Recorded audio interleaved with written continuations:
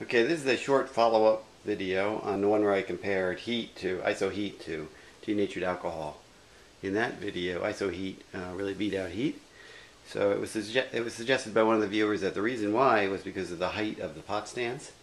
So I'm going to try it again with one pot stand with 3 squares up, and the second pot stand 4 squares up, both with heat, and then the same height as before with ISO-HEET.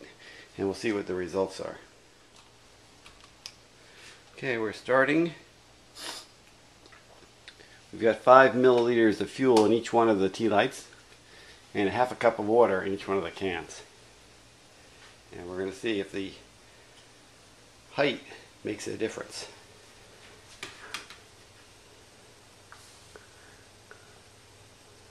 Which it probably will. We'll see what the difference is though.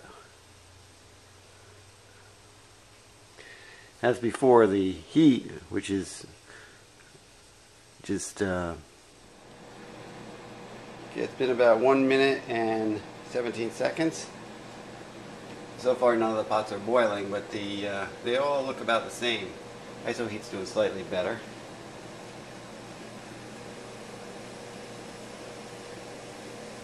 And now actually ISO-HEET is starting to boil, and so is the heat. And that's at 1 minute 40 seconds. The middle heat is now at a full boil at 1 minute 50 seconds, and so is the ISO-HEET. So it appears as if the height of the flame was the problem before. ISO-HEET is still much more vigorous. See that?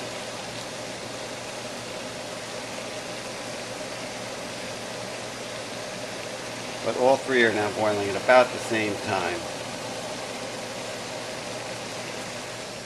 So my conclusion there is that the regular heat, with this methanol really, the heat of the flame is much lower than ISO-HEET. We'll just time it out and see how long it goes. Okay, so now the middle one, which was 4 squares up, is now out. They all have the same amount of fuel in it, though. This one's going out. ISO-HEET seems to be burning longer, just like our last test. Now this one's out. That's at 4 minutes 17 seconds. ISO-HEET burns slightly longer. Oh, but now it's out. Okay, so the conclusion is heat and ISO-HEET actually work about the same if you just adjust the height of the pot from the flame. Heat needs to be much closer to the flame. ISO-HEET is not so sensitive to that.